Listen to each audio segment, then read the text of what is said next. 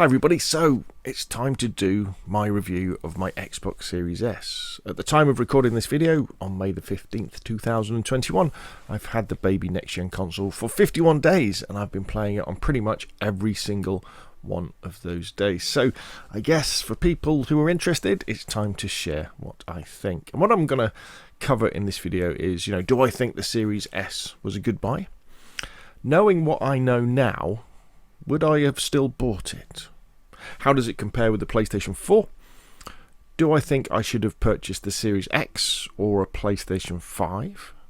Do I regret not getting an X or a PlayStation 5? And will I be getting a PlayStation 5 or a Series X in the future? How has the Series S been for content creation, for YouTube and Twitter and the like? And should you consider getting a Series S if you want to get into next-gen consoles? And for me, really, what has really surprised me and has been the key to my enjoyment of the Series S is what you can see here with this gameplay. This is Pubg. This is PlayerUnknown's Battlegrounds, a last-gen game on console, if there ever was one. Came out in the back end of 2017, yet it has never played so good on console as it does on the Series S. It feels like, to me anyway, it feels like I'm playing on PC because it's rocking along at a steady 60 frames a second at 1080p, which really brings the game to life because you've got that solid frame rate and you've got that really good resolution, which means that the game is just so much more immersive. And this is a theme across many last-gen games on Xbox for the Series S and the Series X. Microsoft have put an awful lot of work into making old games run well on these consoles. This kind of takes us back to the way that Microsoft really lost their way after the Xbox 360 and the launch of the Xbox One, where they launched the Xbox One as like a media console, and they bundled it in with their camera system. And it took them a long time to realise that no, people wanted to buy Xbox Ones because of games. And one of the ways that they tried to reel Sony back in, not that they ever did with the PlayStation 4, but was to really concentrate on backwards compatibility. On Xbox 360 games could play on your Xbox One. Some Xbox original games could play on your Xbox One, and all those now come forward to the Xbox Series S and the Xbox Series X. And this is something that Sony aren't really interested in, or it appears they're not very interested in. As far as they're concerned, your old PlayStation 3 games, your old PlayStation 2 games, you play them using, I think it's PSNow, isn't it? You pay them a monthly fee and you stream those games from their game streaming service, and that allows you to then play them on your PS4 or your PS5. Whereas Microsoft is saying, no, we want you to be able to play all your old games, or as many as we can, on your new console, but they're also taking a step further and taking many of these games and giving the console the ability to play them better. So Pubg plays at 60 frames a second. DayZ plays at 60 frames a second on an Xbox Series S and a Series X at 1080p. Whereas, for example, DayZ on the PlayStation 5 hangs around 30 frames a second, and that is a big difference. And to be honest, I didn't realise that and didn't know that when I was picking up the Series S. I thought the PlayStation 5 would be rocking Pubg and DayZ at 60 frames a second, but it doesn't, because it does appear that Sony just aren't interested in making these, what are last-gen games, run better on the next generation. And Microsoft, in fact, have a whole program dedicated to boosting these older games. They basically call it the FPS boost. So they're going back and they're doing this more and more games. So, for example, games like Sniper Elite 4 will now play at 60 frames a second. And there's lots and lots of these games that you can go back into, and they play much better than they ever did on the Xbox One, the Xbox One S, or even the Xbox One X. And that has been absolutely fantastic. I can remember firing up DayZ and it playing, and I thought, this is like I'm playing on PC. This is brilliant. This is really good, because there aren't that many at the moment dedicated next-gen games. There are very, very few. You can probably count them on the fingers of one hand, the games that you can only play on like an Xbox Series S, X or a PlayStation 5. Almost every single game out there is designed for PlayStation 4 or Xbox One or Xbox One S or Xbox One X, or I guess PS4 Pro as well. They're not designed exclusively for PlayStation 5 and Xbox Series S and Xbox Series X. Now, often they'll have different versions of them kind of in the game, so that there's better texture packs and better graphics that you play. But we're not yet in a situation where you will have to have a next-gen console to play the next-gen games. And that normally doesn't come until at least a year, 18 months into the console's life cycles, because as publishers and developers know, the majority of players at the moment are still on last gen, and they will, and there's millions of them. There's something like 70 million PlayStation 4s, isn't there, and something like 50 million Xbox Ones. So that's a massive player base, and with the terrible supply limits that there's been on next-gen consoles, that's going to stay in place probably for longer than it ever has with any other previous console generation. So for me, I think the One S has been a revelation. Sorry, the Xbox Series S has been a revelation in the way that it plays older games, and these games that I love, because I love PUBG, I love DayZ, I love Battlefield 1, and they all play much better. Battlefield 4, they all play creamily smooth, 1080p 60 frames a second. Now you may well be saying, well, wait a minute, 1080p for 60 frames a second, doesn't games like Call of Duty do that anyway on PlayStation 4 and Xbox One? Well, they do, but what lots of these games do is they have adaptive resolution. So in order for a Call of Duty to keep chugging along at 60 frames a second, it won't be at 1080p all the time. When things get busy, it'll drop down to 900, it'll drop down to 720 in order to keep those frames going. And then when you play on something like a One S, when you play on something like a Series S, it means that you get that solid 60 frames a second at 1080p. Now, I can't really comment on 4K gaming, because the One S, the Series S is capable of 4K, and it uses some up-resing to do that. But I haven't got a 4K TV to do that. From what I've read and investigated as well, people tend to think that probably the best way to run a One S, for maximum resolution, is with a 1440p monitor, and then you can run certain games at 140 FPS. Would it be 120 for FPS? 144 hertz. Anyway, the next kind of step up. So maybe that's something I'll think about. But for me, playing games like PUBG and DayZ and Battlefield 1 and Battlefield 4 at 1080p on a 1080p 60 frames a second to 60 hertz monitor is very, very good indeed. And I think for the money, the Series S is a really good buy. And so to think about the question then, would I buy it now if I knew would I still buy it if I knew what I know now back then? Absolutely, 100%.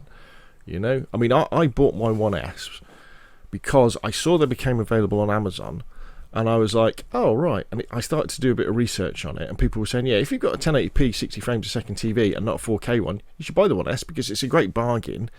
And you don't need all that extra horsepower of the One X or the PlayStation 5. Plus, you couldn't get hold of a PlayStation 5 or Xbox One X. In fact, an Xbox Series X. In fact, you still can't. So that means that I'd say definitely get it. And if you really enjoy games like PUBG and DayZ, even if you're on a PlayStation 4, it does mean you have to buy them again when you come to Xbox.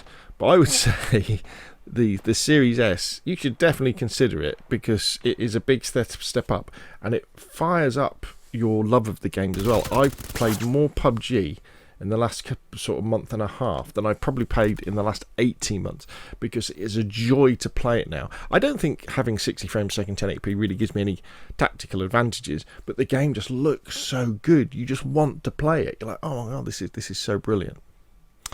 So how does it compare with the PlayStation 4? Well, things are just better, in terms of the games. The games just run better. Instead of having 1080p that goes up and down, maybe down to 920, and maybe the frame rate stutters and stuff like that, on the One S, there are sometimes when it doesn't, but most of the time it's a rock steady 1080p, 60 frames a second. The controller, I've got to admit, I'm more of a fan of the PlayStation controller than the Xbox controller. But who knows? I haven't got my hands on a PlayStation 5 controller, so I don't know what that's like. Looking at it, the size and the shape, I've called the Series S the baby console, but it's not that much smaller than a PlayStation 4, so I wouldn't really worry about it that way. And things like the interface, I still think the PlayStation 4, the PlayStation interface is better than the Xbox interface, but with the extra horsepower of the Series S, the Xbox interface is actually quite snappy, so that's pretty good. Should I have purchased the Series X or a PlayStation 5? I guess knowing what I know now, the answer to that is probably no. Because there aren't really that many dedicated games that I want to play that are out just for the PlayStation 5 or the Xbox Series X. And I don't have a 4K TV. And you don't get any more performance out of a 1080p 60 frames a second TV with a Series X or a PlayStation 5. It's not like my TV can go above 60 frames a second at 1080p. It just can't. And the Series S can do that. So, I would say that. So, I would say that definitely not. I don't think I should have bought a Series X or a PlayStation 5, but you can't buy them anyway. Will I be getting a PlayStation 5 or a Series X? I mean, let's see what happens, in a year or 18 months or 2 years, 2 years down the line. I think you've really got to have a 4K TV to take advantage of those. And there's lots of talk about the massive chip shortage that's in the world at the moment, which means that even Sony are going to be bringing out a different PlayStation 5 with a different chip in it, so they can make more of them. But I think if you haven't got a 4K TV, then the PlayStation 5 and the Series X don't really take advantage of it, and that's another situation where the Series S probably is the one to go for. How has the Series S been for content creation? Well, I won't lie, this was probably the thing I was most worried about, because Microsoft are very crap at onboard content creation. The PlayStation 4, you can record up to an hour's worth of video on the PlayStation 4. You can edit it, you can add a soundtrack, you can add a narration to a video, cut it, add transitions, all that sort of stuff, and then upload it to YouTube, all from the PlayStation 4. You can't do that on the Xboxes, and you can't do that on the Series S. However, what you can do with the Series S is if you add an external SSD, you can record up to an hour of 1080p 60 frames a second gameplay, which is good, which is cool, and it captures it very, very well. It captures it much better than it does when I try and capture that sort of footage on my laptop. So that means what I do have to have is an extra step. So I have to take that footage, I have to transfer it to my laptop, and then if I want to add a narration, I then have to take it into Premiere Pro or whatever editing software you want to do, put it together, cut it together, and then upload it to YouTube. So it takes longer. Whereas on the PlayStation 4, I could literally hit record, and then it'll have recorded the last hour, say, of playing PUBG, and then I can go into Share Factory, the editor, add a few words over the top, hit another button, it renders it, not very long, and uploads it to YouTube. So I do have these extra steps, but the fact that I can record an hour of gameplay, that's good for me. And the other thing it has forced me to do is, because I've got to use my laptop and Premiere Pro, it means that I have to record it using a mic, which is what you're listening to now, which is better than the mic that I have on my headset for recording. So actually, probably the quality of my videos in terms of audio, and the fact that it's 1080p 60 frames a second footage you're looking at, probably has made them look a little bit better. I just can't do as many quite as fast, but I'm fairly happy. So there we go. I mean, I had a quick look at Amazon and Argos in the UK before I recorded this video, and the 1S is available to buy. Sorry, the Series S is available. Don't buy a 1S, that's last gen.